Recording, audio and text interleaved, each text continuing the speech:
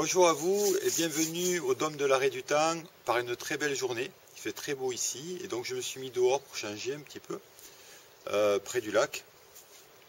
Et aujourd'hui je vais vous parler de la différence entre discernement et jugement. Parce que j'ai eu pas mal de retours par rapport à mes vidéos qui me montrent que je dénonce souvent le jugement et en fait dans mes vidéos je juge. Et c'est vrai, je m'en étais rendu compte, mais je comptais faire une vidéo justement dessus pour vous montrer que c'est pas si facile que ça de parler sans jugement, c'est très compliqué, puisqu'on a été formaté pour juger constamment. Donc à part d'avoir un contrôle absolu de tout ce que je dis des fois des bêtises. Voilà. Et là je suis en train de dire un jugement. Alors, quelle est la différence entre discernement et jugement? Pour moi, je vais vous donner ma vision. Pour moi, discerner quelque chose, c'est par exemple dire, en ce moment, ma conscience perçoit que je suis assis, que je suis devant une caméra, qu'il fait beau autour de moi, que j'ai l'impression, voilà, que le temps est plutôt chaud. Voilà, ça me donne des sensations. Voilà, il y a des sensations qui sont là. Alors, si on est on va au fond des choses, fondamentalement, tout est jugement. Puisqu'en fait de dire que c'est chaud et que c'est froid, qu'une sensation est chaude ou froide, c'est un jugement en soi. Mais dans la dualité dans laquelle nous sommes, on a besoin de ce jugement-là, c'est pas un problème. Mais celui-là n'a pas de conséquences. Dans l'absolu. Donc on l'appelle le discernement. Dire voilà, la voiture est rouge, le ciel est bleu,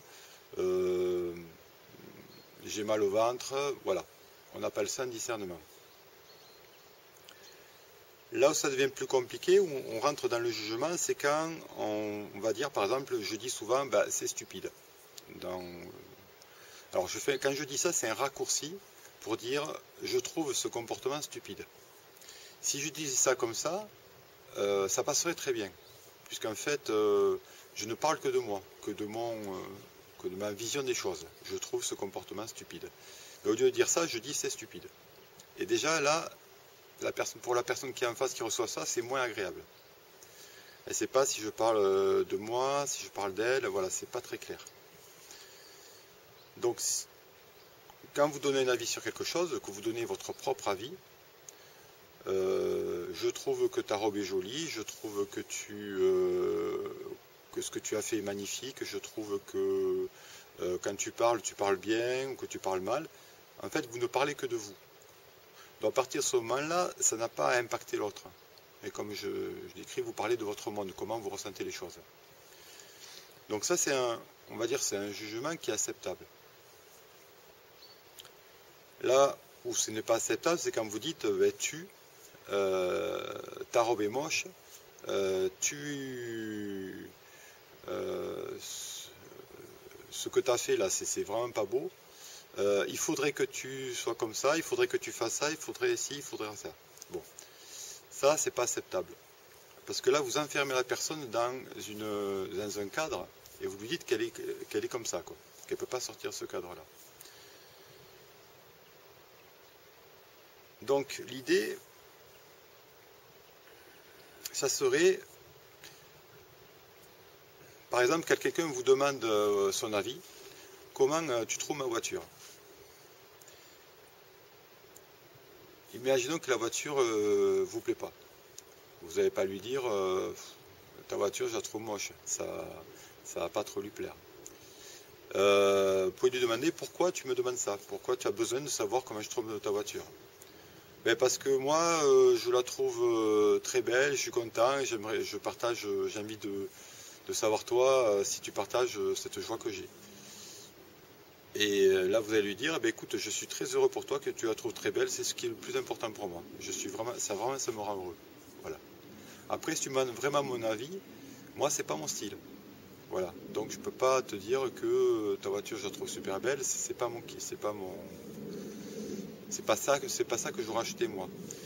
Donc vous voyez, ça dépend toujours de l'objectif qu'il y a derrière. quelqu'un vous demande un avis ou que vous donnez un avis, quel est l'objectif? Pourquoi il dit ça? Donc la différence qu'il y a vraiment entre un jugement et un discernement, on va dire fondamentalement, c'est quand le jugement, c'est quand vous dites à la personne qu'elle devrait être autrement que ce qu'elle est. Voilà, retenez cette phrase. Tu devrais être autrement que ce que tu es. Vous projetez, vous, votre manière de voir sur comment vous voudriez qu'elle soit, sur ce qu'elle est réellement. Et c'est ça que la personne ne va pas accepter. Parce que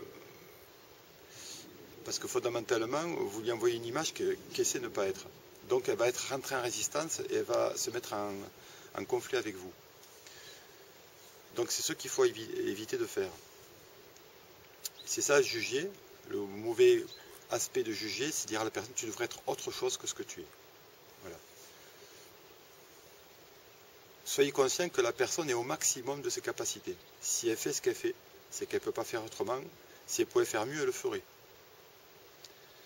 On a tous envie d'être aimés, on a tous envie d'être reconnus par les autres, donc on fait toujours notre maximum. Maintenant, on le fait par rapport à nos capacités, par rapport à ce qu'on perçoit des choses. Donc, comme on est tous plus ou moins conscients, on fait comme on peut. Donc, tous les gens que vous voyez autour de vous font toujours le maximum de ce qu'ils peuvent par rapport à ce qu'ils ont comme information. Donc, tout ce que vous pouvez faire, c'est leur apporter de nouvelles informations pour qu'ils puissent modifier les choses. C'est tout ce qu'on peut faire. Et si vous voyez que une personne a un comportement que vous jugez inapproprié, vous pouvez éventuellement lui dire, ben, regarde, moi je ferai comme ça. Si j'étais à ta place, je ferais comme ça, ou il y a d'autres possibilités. Voilà. Et peut-être que ces possibilités, elle n'y a jamais pensé. Et maintenant, elle pourrait dire, ben, ah oui, c'est vrai, j'ai jamais pensé, tu as raison, je vais essayer de modifier ça. Si elle ne le fait pas, c'est qu'elle a un désir derrière, vous voyez, elle a un désir qui la pousse à continuer à faire ce qu'elle fait. Donc il faut aller voir quel est ce désir, pourquoi elle continue à faire ça.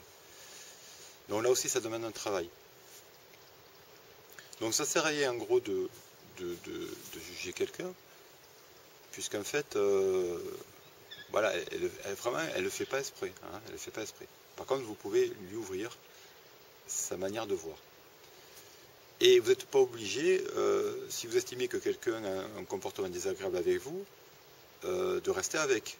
Hein, quand je dis qu'on n'a pas à juger, ça ne veut pas dire qu'on n'a pas à réagir, nous, et à partir, à fuir ou à s'énerver. Non, vous pouvez dire ce que vous avez à dire.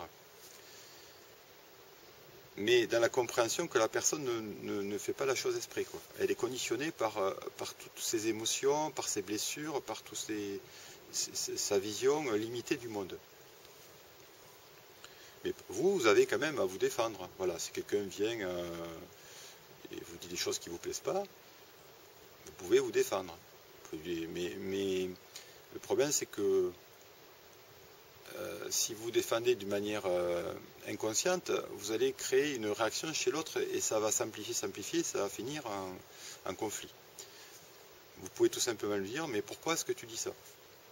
Ah, tu es en train de me critiquer, de dire que je suis quelqu'un de très désagréable. Est-ce que tu peux dire pourquoi exactement? Et si vous demandez la question pourquoi passe vraiment partout. Elle va vous répondre, elle va vous dire ben, parce que tu as fait ci, parce que tu as fait ça. Mais pourquoi ça te touche autant? Ben, parce que ça me touche autant, parce que ben, moi mon père il faisait comme ça et c'était très agréable et j'aime pas ça quoi.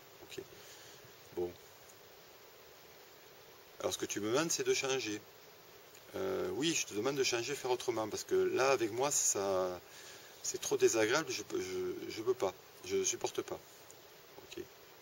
Bon, ben moi si j'ai envie de rester avec cette personne, je vais peut-être dire bon ben voilà, j'ai quand même mon désir de rester avec cette personne est plus fort. Je vais essayer de faire attention à mes comportements. À ce comportement-là spécifiquement, je vois que les blessés là-dessus, je vais essayer de ne pas le refaire. Voilà.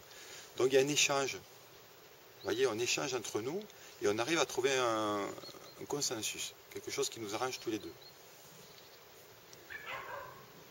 Bien, je vais m'arrêter là et on se reverra pour un autre échange avec d'autres questions. Merci, à bientôt.